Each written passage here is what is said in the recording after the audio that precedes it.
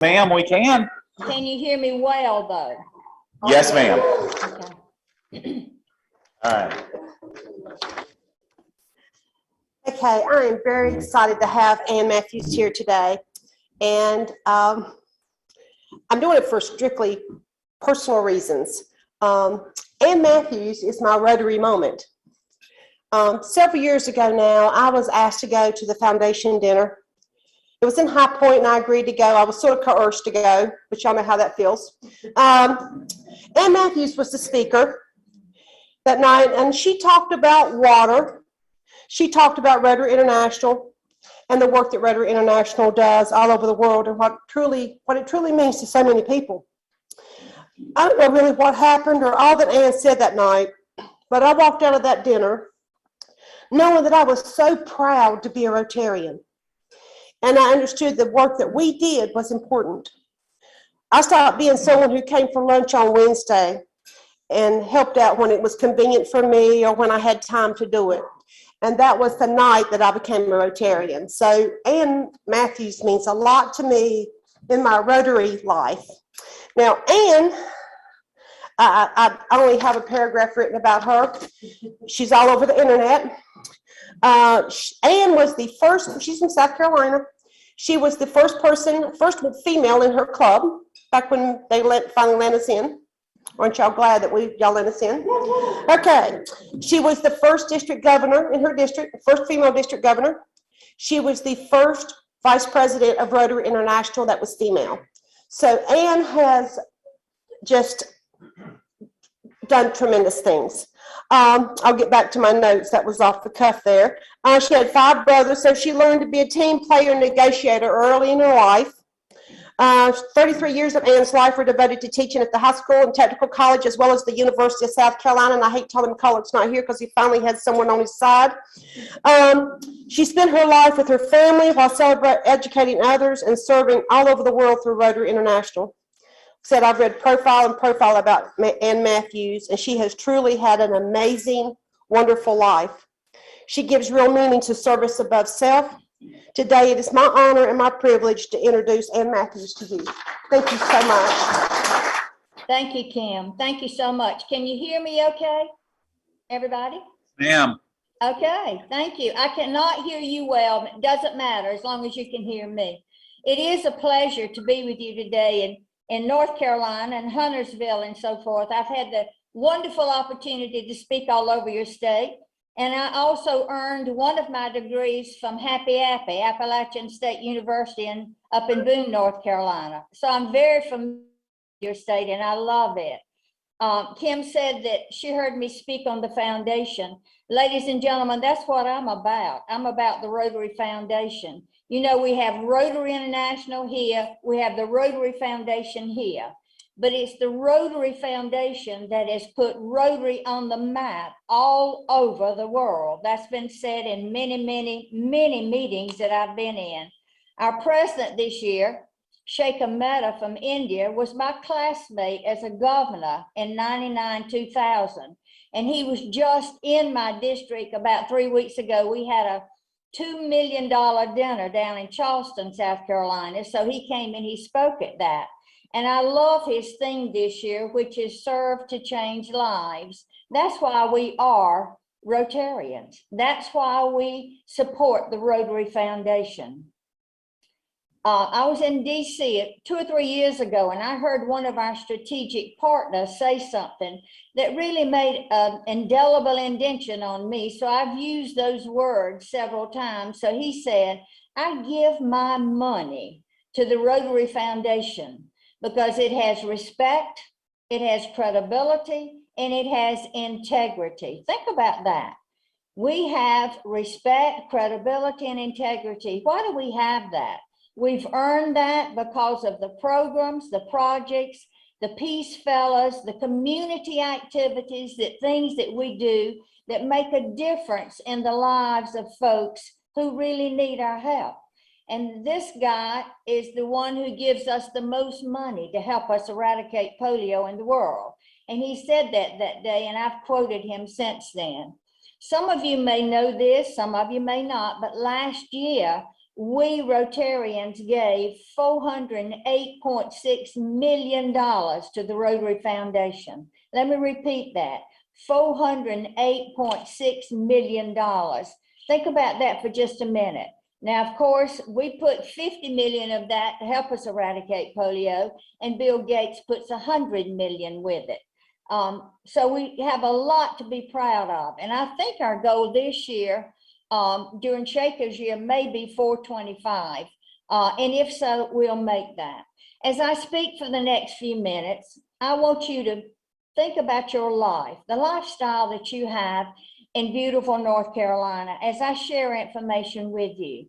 I've been very fortunate to have now traveled in 72 countries and all of the United States. So as I talk with you, I'm going to give you firsthand information, things that I've worked with and I've experienced. I've immunized the children in India on 3 occasions. I fed the hungry in villages in Thailand, Ghana, South Africa, Kenya, all over. And I've also helped dig a water well in the Amazon jungle. So I believe I'm a little bit familiar with what's going on in our world and how the Rotary Foundation has impacted these situations that I've experienced. I want to touch on very briefly hunger, poverty, and health, and lump those together. Water, maybe literacy if I have time. I think y'all end at 1 o'clock. Do you not? I'm trying to rush. Do you end at 1? Yes? Okay, I will hurry. Okay, I want to touch on hunger, poverty, and health and put those together because they impact each other. And as I talk, please personalize my comments. Did you know that 780 million people live in extreme poverty? Now think about what poverty is, 780 million people. And they live on less than $1.90 a day. Could you do that? Live on less than $1.90 a day. 700 million people go to bed hungry every night. And 12 million people starve to death every year. Every 3 seconds, a child dies somewhere in the world from starvation. That's 20 children dying every minute, 27,000 dying every day. Excuse me. Now, if you personalize my comments, how many of you had breakfast today? Raise your hand. Or something to eat this morning. Raise your hand. Okay, and now you had something to eat. My point on this is to share with you that about 700 million people in the world will not have today what you and I have already had twice. Just want you to think about it. If we look at healthcare for just a minute, we have approximately 1 billion people in the world who have little or no access to any kind of healthcare. WHO, who is one of our strategic partners, tells us that 2/3 of the little children who die every year could be saved if they only had simple and inexpensive technologies. And every 60 seconds, a child goes blind somewhere in the world because there was no medical care. So if you personalize my comments and you think about what good health care is, if we had time, we could talk about that. You could share with me what you think good health care is. Let me share with you. I think good health care is wholesome food, which is what you just had to eat. It's clean water, access to immunizations, access to prenatal care, access to dental hygiene, access to modern surgical techniques to correct crooked limbs, cleft palates, and all kind of defective hearts that we experience across the world. And the list goes on and on. But what is my point? What am I trying to say with you today? In those countries where there is no health care, and if we take that and we compare it to what you and I have in North and South Carolina, you know, if I have a foot problem, I can get to a podiatrist. If I have a kidney problem, I can get to a urologist. If I have chest pains, not always, but in most cases, I can get to a cardiologist. My point with you today, ladies and gentlemen, is that within this beautiful world that we live in, Approximately 1 billion people do not have access to the healthcare facilities that we have. So I would ask you today, I really don't think we have any reason to complain and fuss about the healthcare facilities that we have access to. Let's look at water quickly. Water is so precious, and it's something that we take for granted 24 hours a day, 7 days a week. Benjamin Franklin, the great inventor, said, when the well is dry, we know the worth of water. Well, for a lot of people in this world that you and I live in, the well is either very dry or it's very contaminated every day. Think with me for just a minute. Today or on any day, half of the people in developing countries are sick because they had to drink contaminated water.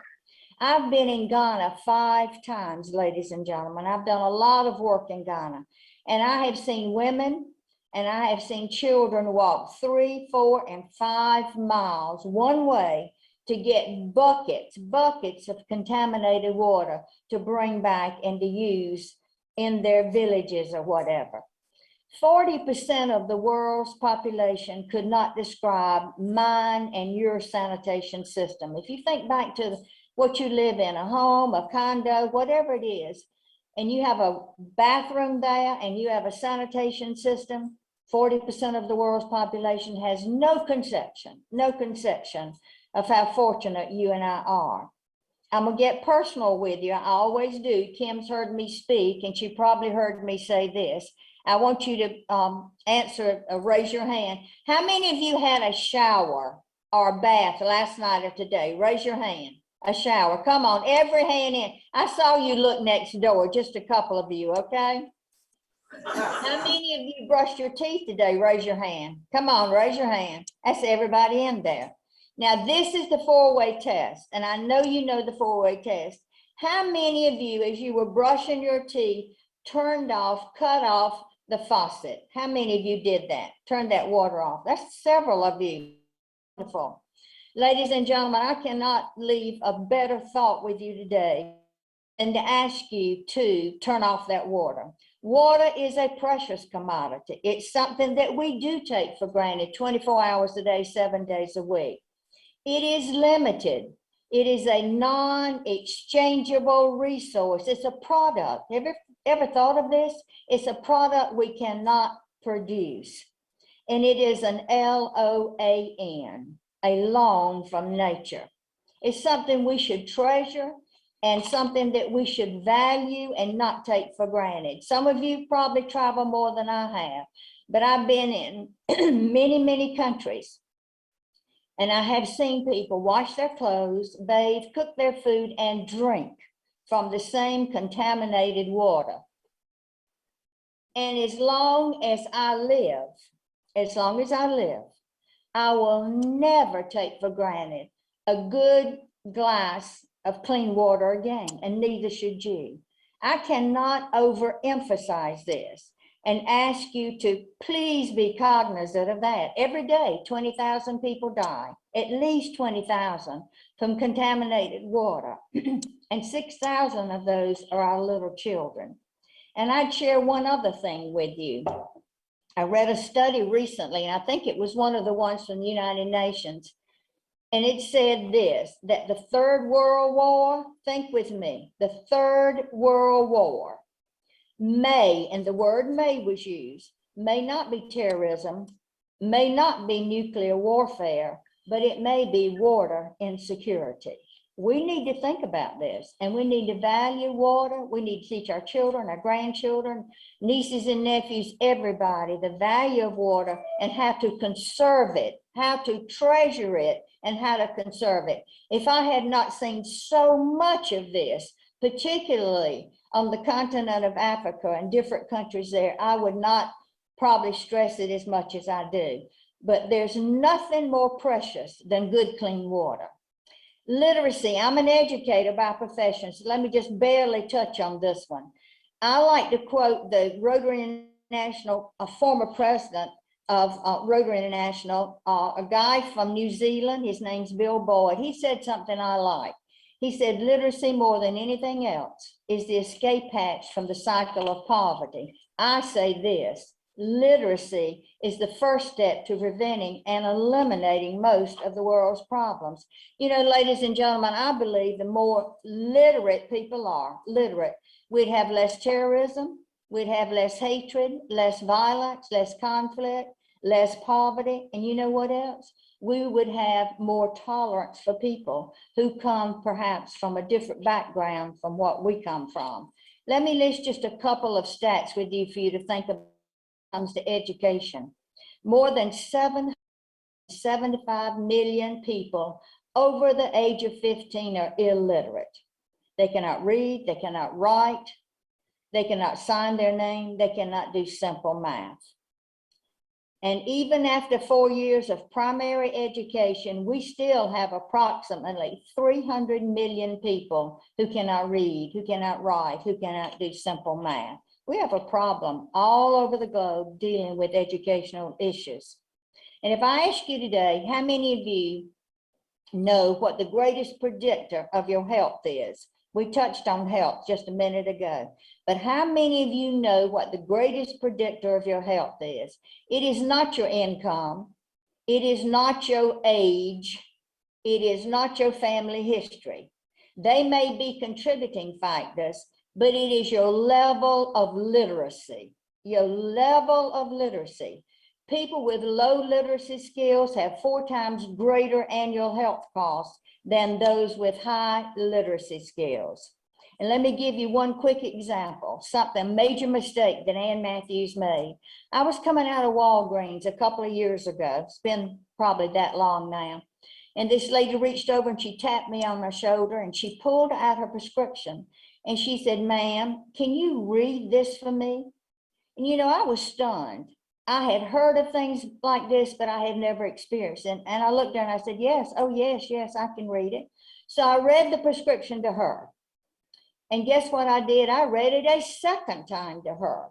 And then I asked her, I said, ma'am, do you understand now how to take this medicine? She said, oh yes, thank you so much, thank you so much. Well, she went on her way, I went on my way. And as I got in my car and I was heading home, I made a major mistake. And I said to myself, Ann Mathews, you should have followed that lady. You should have talked to her and you should have gotten her into a course where she could learn how to read. Think about that. Going and getting a prescription and you don't know how to take it. I have a nephew who's down in Charleston. He's a pharmacist. And I told Blake about this. I said, Blake, when you give somebody a prescription, you make sure you tell them how to take that medicine. He said, yes, ma'am, I will. Now, whether he does or not, I don't know. He's a busy person, I'm sure. But we have people who walk in that drugstore right here in Columbia, South Carolina, and walk out and cannot read how to take that medicine. Literacy is so critical. So I want to thank you if you do anything to help those schools in your community, because I don't think there's a greater gift you can give anybody than to help them to get a basic education. Maybe not a lot of formal education, but a basic education where they can read, they can write, they can do simple math. Help those schools if you can. And let me touch on polio and then I'll end. I chair a wonderful committee. It's called the Polio Eradication Committee. It's the advocacy committee. I go to Washington several times a year and I work with our legislators and I beg them for money to help us eradicate polio. And I thought you might want to know that because I had found most Rotarians do not know what our government has done. Our government has now given the most of any government in the world to help us eradicate polio. They have given us $4 billion. Let me repeat that. $4 billion to help us eradicate polio. And over the years, what they do on a yearly basis, they give us $237 million. 176 of it goes to Atlanta for CDC, and 61 million goes to USAID. that is one of our strategic partners. So we have a lot to be proud of. We've been in this business since 1985, when we had 350,000 cases a year in 125 countries. And you know, right now we were down to 1 in Afghanistan and 1 case in Pakistan. But come October, what happened? 2 cases surfaced in Pakistan. So we now have 3 cases in Pakistan and 1 in Afghanistan. But we will eradicate it. We cannot give up on it. That's going to be Rotary's legacy down the road. There's no doubt about that. You might want to know this too, that Rotarians, you people in that room, and me and all these other 1.2, 1.3 million Rotarians have now given $2.1 billion to help eradicate polio. That's a lot to be proud of, Rotarians. $2.1 billion. It is our flagship program. It is our top priority. We have salvaged or saved over 19 million children, keeping them from having paralysis. I think that's a lot to be proud of. So let me summarize quickly. I know my time is running out. Where the foundation goes, where it goes, this is what I have found. The naked are clothed, the hungry are fed, the blind are enabled to see, they get health care. The sick are given medical help. The illiterate are given opportunities to learn how to read, to write, to do math. And thousands upon thousands upon thousands are given this. They're given clean water to drink, to use in cooking their food, in bathing, and in washing their clothes. Those are the kinds of things that we do with the foundation money that you give and the volunteer efforts that you do in your communities. Where the foundation goes, we give hope. There is no question about that. And we give value to lives where there seems to be none. Now, to say quickly in 30 seconds, you know, I've learned a lot in my life. I've been so blessed beyond measure. So thankful to be able to be an educator and to spend the last 25 years doing nothing but humanitarian work in the world. And I would share with you what my philosophy of life is. So listen to this. The roadmap for life is to learn. The foundation for life is to grow. The blessing of life is to serve. And the true legacy of one's life is to give. I think I ran over a little bit. I'm sorry. I've enjoyed being with you. I thank you. I thank you. I thank you for everything you do for the foundation. Don't us in Rotary. We need you. We need Rotarians in our clubs. Good luck to you and God bless in all you do. Thank you for having me.